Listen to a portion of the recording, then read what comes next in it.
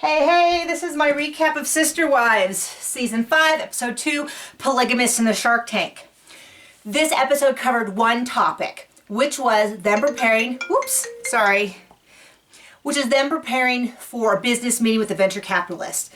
The last episode ended with them meeting with their two friends who I think the one guy runs the firm, and them saying, hey, this is nice, but you really need to have a full presentation ready if you're going to present to us. So the Browns come back, they're going to talk, they have their first family meeting, they're talking about what needs to be done over the next 3 weeks before their formal presentation. And that's the whole episode. Now, on one hand, that should be really easy for me to recap. On the other, I could take almost anything said in this episode and rant about it for 5 minutes, like any one line. Because there was so much like over the top, crazy, kind of delusional statements that I mean, you saw it on Twitter, people reacting just like, oh my gosh, what is wrong with you? That's so not true.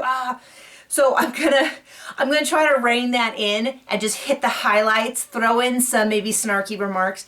But I feel like my anger and my frustration with this family is getting a little over the top. Like, that's not really what I want to do. It's just where I just brutalize people that are on TV. I kind of want to make snarky, funny comments about their behavior. So anyway, like I said, we open up with the family meeting. This is what we need to do. We'll talk again soon.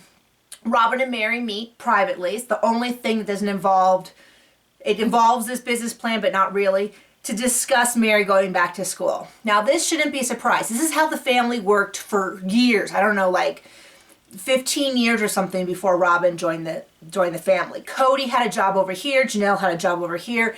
At some point, Mary started working with at-risk kids, and Christine stayed at home, was kind of a stay-at-home mom for her and Janelle, and for a little bit for Mary, but Mary only has the one daughter. That's how their whole family functioned forever. Until Robin joined the family, and Robin's really kind of laid her own view of how the family should be. We should all work together. We should all raise our kids together. This is how a polygamous family should be, and is really kind of, I feel like, trying to force the whole family into this mold.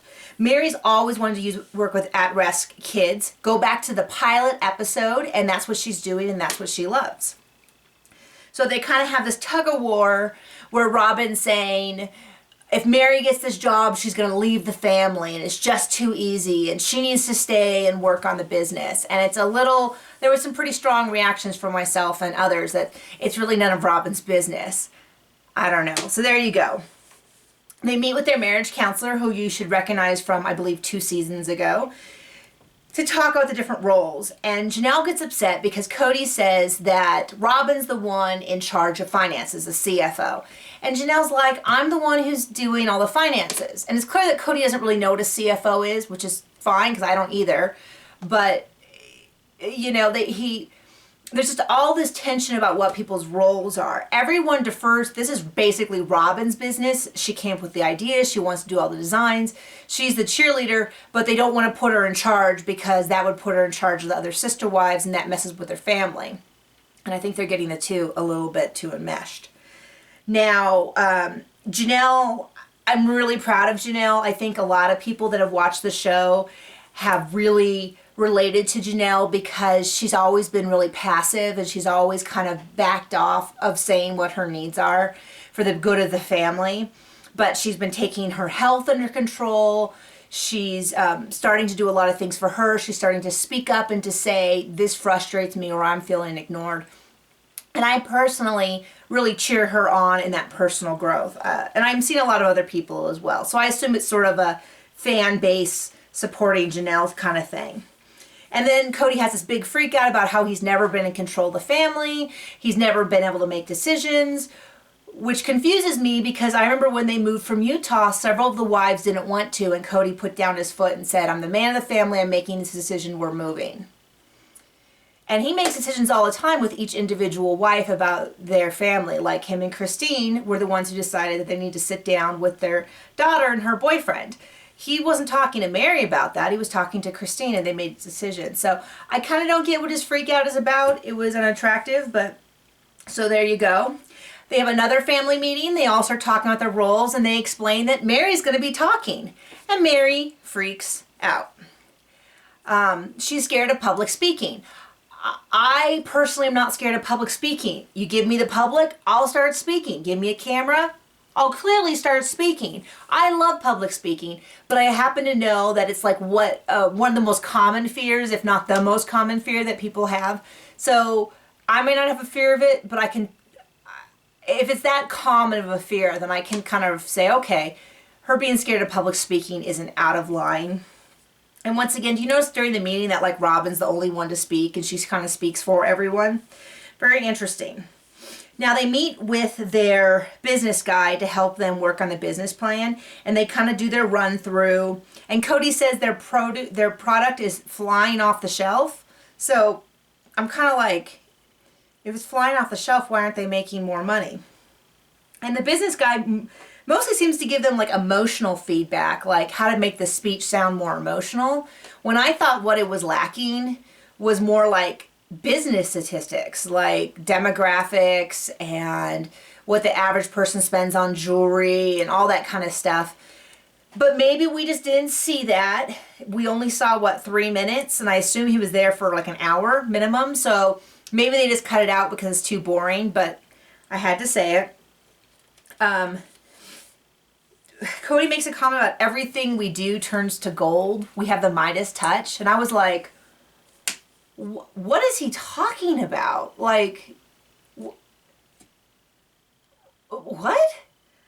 Right? Like, you're with me, right? Like, that just sounds insane. Like, I don't know what he is talking about. Now, they go into their meeting, and they present to all venture capitalists, including their 2 friends.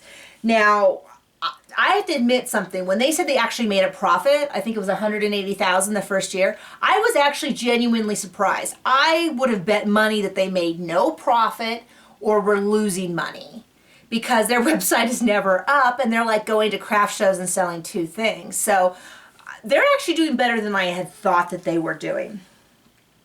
The one thing that's interesting, of course, is that they nowhere in their presentation, except for some slight allusions, mention the fact that they are on TV and that every single week during their show's airing, they get free national advertising. I mean, they made one comment about fans and stuff like that, but let's be realistic. That is a huge part. It's probably the only reason these venture capitalists are even considering meeting with them at all, is the fact that they have free advertising every single week. Now they talk about they're predicting millions in sales within 2 years, and that they're looking to borrow $2.5 million in exchange for 20% of the company. And I was like floored. $2.5 million? 2.5 million. Like, and they're just like, throw that number out there. And I was, now admittedly, I've never run a professional jewelry business. I have friends that do it, but they do it like 1 person, 2 people, not, they currently have 5 and they want to hire people. So, and they talk about having 15 million hits in a month, which is clearly from the TV show. That website is never up. I finally this morning was able to go onto it and was shocked. The thing I said is that I don't think the designs are very strong based on what I saw on TV. Other people are saying the price is too high. I picture that as kind of like a teeter-totter. Like, the quality is low and the price is high. Like, if they were selling amazing precious stone jewelry for the price of $150, people wouldn't be saying the price is too high. It's that they're selling stuff that's basically kind of like Brighton or plated silver jewelry for a price of $140. And I'm like, okay, I don't like it that much for that price. So it kind of balances. So there's some holes in the plan. They leave. They're saying there's some holes in the plan, all that kind of stuff. Cody's kind of delusional. Now, he talks about how incredible this product is. The question is, do they get the money? Do they get all the money or not? On one hand, they're on a reality TV show. Almost always people get what they want on reality TV. Let's just be honest, okay? The other hand, I cannot possibly imagine someone giving them $2.5 million, right? Some other hints are Cody was tweeting about how the people seemed a little full of themselves, how they were a little over the top with how bad their business plan is, which makes me think if they gave him money, he would not be publicly tweeting that. And the website still crashes. So that all kind of makes me think that they do not get the money.